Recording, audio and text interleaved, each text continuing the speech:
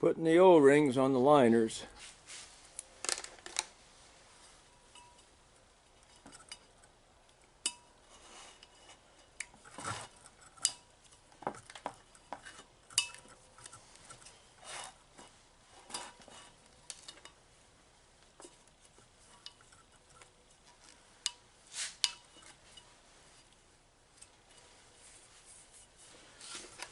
Better clarify that. That's not exactly an O-ring, that's a D-ring.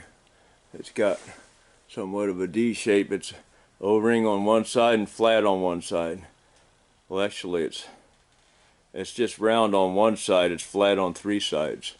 So after it's installed, you got to make sure, just feeling around it, make sure that the round side is out all the way around, that it didn't roll over. I'm putting them on dry. I don't have any instructions one way or the other on that, but I'm putting them in wet when I install the cylinders. They'll definitely be wet with grease. The book says to use petroleum jelly, and I've seen other people's comments on other videos I've done that suggested petroleum jelly, so that's what I'm going to use. I'm putting the bags back on them so I don't have to leave the heat on in the garage for the next couple of days while I'm waiting until it's time to put these in. I got to finish doing the bottom end tomorrow. I'm going to do a ring gap to show how to do that. Somebody left a comment, said I didn't gap my rings before I put them in. I'm going to answer that comment with this. Take one of the new rings off of the new pistons, and first I gotta put some oil inside the liner. Last night I put the O-rings and seals on these liners, unwrapped them and put them on this cart because I put the bags back on them because I didn't want to leave the heat running all night in the garage. If I don't, then they will get wet when I turn the heat on, because they'll get ice cold overnight and then get wet. So I'm putting this ring in here like that. Put the ring in the cylinder like so. Turn it around where you can see the gap. I cleaned up the edges on one of the old pistons. I'm just going to drop that in there carefully. Just kind of punch that ring in there a little bit to make sure that it's square.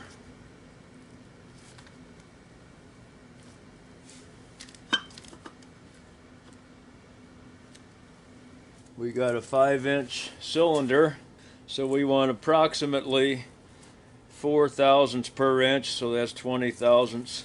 These are old feeler gauges. I can't really read the numbers on some of them very well, but I'm going to try to find. I'm going to pause this while I'm looking for the 20 thousandths or thereabout. Oh, wait a minute, this says 20 here. Is that thousandths or millimeters? That's thousandths. Let's see how this one fits in that gap.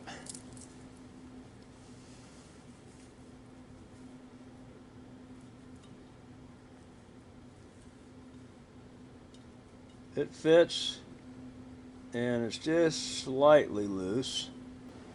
Yeah, the 20 is a little bit loose, so let's find another, see if we can find something that'll make me 22. We'll go find another combination if I don't have a 22.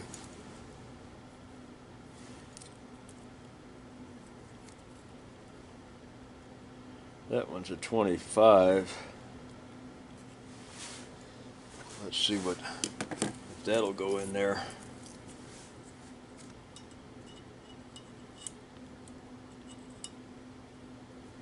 That one doesn't quite go in. It could almost, yeah, it could be forced in there. It's a little tight. So I'm going to say we're at around the 24. So that's a little more than the 4 thousandths per inch. It's going to be maybe 4.5 thousandths per inch. So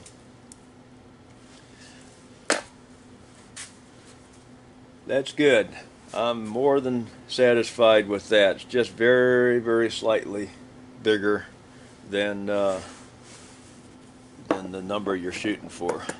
So that's good. It's better than tighter, because if the engine ever runs a little bit hot, you don't want the gap closing completely tight and then the rings heating up, closing completely tight, and then jamming against and scraping the cylinder. You don't want that. So all right, there we have it. You do that on all your rings if you want to, but when everything is new, you shouldn't have to. If something doesn't fit, it's because you got the wrong application. It's extremely unlikely. The machine shop told me that as well. It's extremely unlikely that you'd have an issue with ring gaps.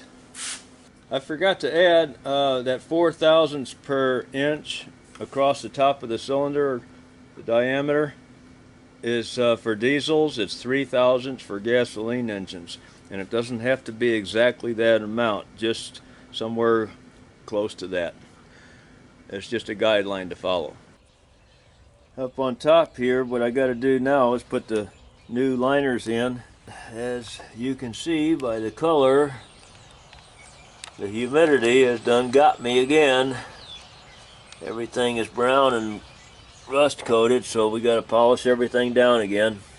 No biggie, it's just very mild surface rust. Scotch-Brite pad and some diesel fuel, clean all that out. So I got to wash all these cylinders down that way, and then I got to make sure I get this area down here good, and then I'll wipe that down with some petroleum jelly. I measured the part of the liners that goes in this cutout area here, and the new liners are exactly the same as the old liners, so that's all the measuring I'm going to do, and I'm going to put them all back in there. Certainly not going to machine the block. So the book says as long as you don't have any more than 2 thousandths of an inch difference between two adjacent cylinders, that means any two cylinders next to each other should not be more than 2 thousandths of an inch difference in the height of them coming out, the protrusion coming out above the edge of the block. On the side of the block here, I'm going to zoom in here with my finger. That is one of the weep hole plugs right there. And if you look straight above, it's right in line with that. Well, we can't get there, but it's right in line with that cylinder there. Each one of these cylinders has one in front of it. Of course, you got to get the starter off to get to those back there. And you got to get the air compressor off to get to these up here. But anyway, if you see a trickle coming down, then that's where your problem is starting from. The weep hole on the block lines up right between these two rings right here. This cylinder's upside down. This is the first seal that the water is going to be in the water jacket in this area. If it makes it past this one, it has one more seal to try to get past. If it makes it past that one, and then it builds up pressure in this area between these two, then it's going to leak out of the weep hole. Or at least that's what it's supposed to do, to keep, because there's no oil pressure in the crankcase to balance out the pressure that's in the cooling system. So you know the cooling system is going to have whatever the pressure is on the radiator cap, 15, 20 pounds, who knows, whatever it is, I don't remember, but that much pressure per square inch pushing against these rings. If it makes it past this one before it can get into this one, it should run out the weep hole. I'm going to try to get a view of the weep hole on this cylinder. It's in between. Looks like that's it right there, right in the center. Yeah, this one's focusing better. There's our little weep hole there. While I'm cleaning these out, I am finding that I missed a few spots of carbon buildup between the liner and the top of this area here on the block, and I can feel it in places. I got some here. I can't show you how I'm doing it because I need two hands to do it. Most of these are clean all the way around. You feel it with your fingers and it's smooth all the way around. That's good. Got to get down in the corner real good with something sharp. This is not the working area, so I don't think you have to worry about scratches or anything on it as long as you're not cutting metal out of it, but you got to get the carbon out of it for sure. A little bit of pitting on 4 right here. I'm not going to worry about it. Like I said, it's not the working part of the cylinder. It's not exposed to anything, except possibly a little bit of antifreeze might be able to squeeze up through that. Got to get that cleaned out. Got to be smooth all the way around. The book says to put petroleum jelly on these for installation. So that's what I'm going to do. So I'm going to go out and wipe some of this in the liner hole and then put the liner on. Got a little update on putting these liners in. Yeah, somebody's going to love this. I'm cheating.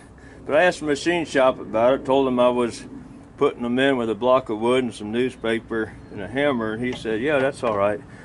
Just make sure I press them down in there with a press to get them in all the way.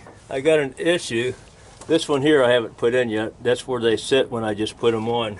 Got to hammer it down in there with the block of wood.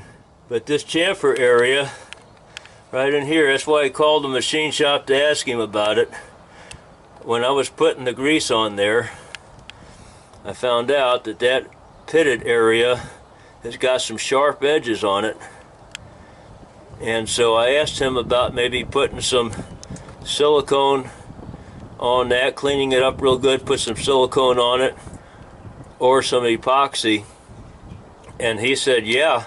He said the only thing about the silicone, you gotta wait for it to cure.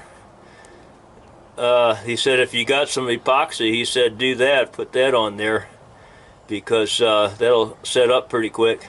Both of these cylinders have got an area on the same side that's sharp, and it felt like it was going to cut my finger when I was wiping the grease in there. Trying to clean this up. Got my third time in there. I got the little wire brush, brake cleaner. I'm going to mix up a little epoxy. The one I got is made by Quickcrete. It's anchoring epoxy for concrete. And if anyone saw my video on the excavator, repairing the bushings on that, this is what I used a year ago. I hope it's still good. The cap seems to be stuck. It might not be any good. It shouldn't set up because it needs to be mixed in 2 parts. The cap is just stuck in there good and tight. Let's see if we can get any of this out of there. I may have to just dig it out of there.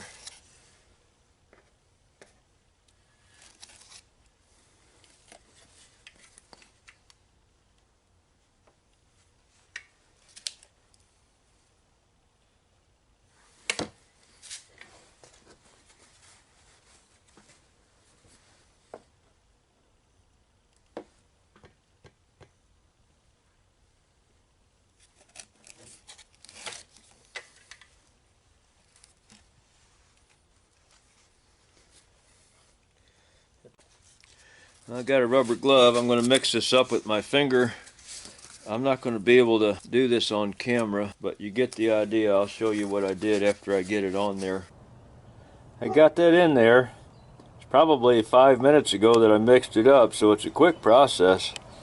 I just wiped it in there right over the sharp spot, that pitted area, and then I took a paper towel and wiped the bore off. And then about time it's just about set up, I'll be checking when it's set up by what's left over on the cardboard that I mixed it on. Then when it's just about in the process of setting up, which it might take an hour, I don't know. It took about an hour on my excavator when I was fixing the bushings. I'll come out here again and try to wipe off any excess again before it sets up completely, because this stuff sets up super hard.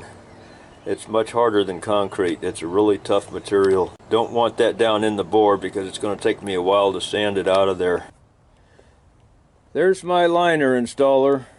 Well, you saw the block of wood that set them down in there, and then I made this block of metal. That was the bridge that went to my liner puller.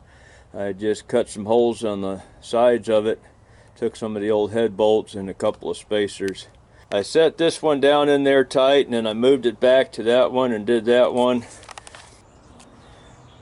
Today I am going to put the last two cylinders in, the ones that I had to put the epoxy in. Down there's that one, and this one there pretty much in the same area.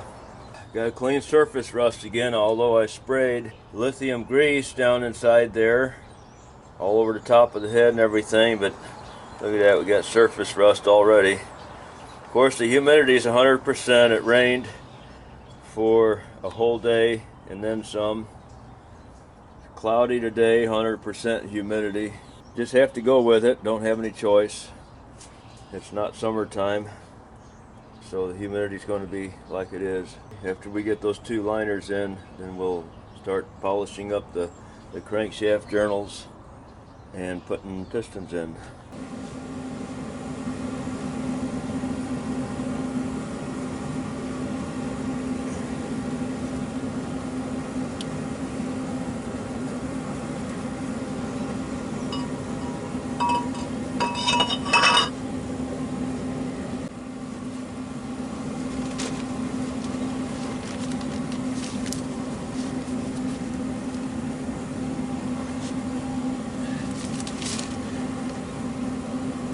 I'm using a newspaper to keep pieces of wood from falling down into this crevice in here, because I don't have a press big enough to just push this thing down and thread it that far down, 2 inches. I got one that I can finish threading it, but I don't have one to pull it down this far, so putting the newspaper on it and beating it in there like that.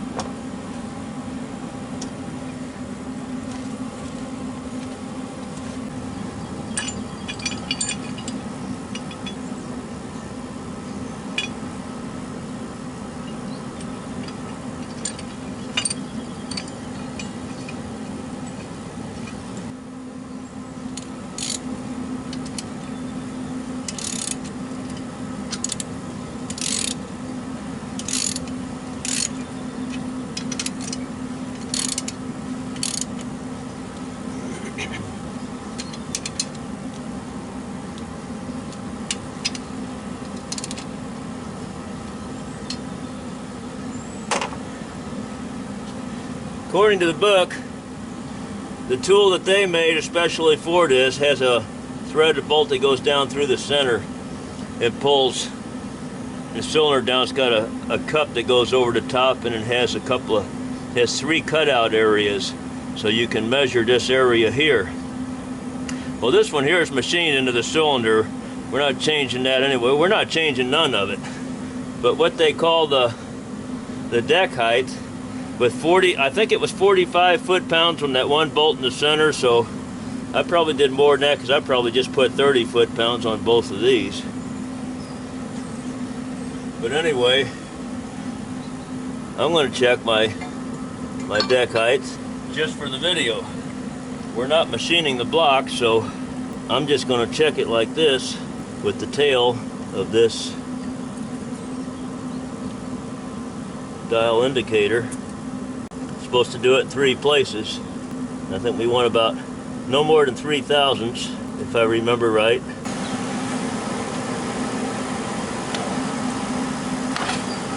Anyway, I'm going to go from here and then slide off onto here.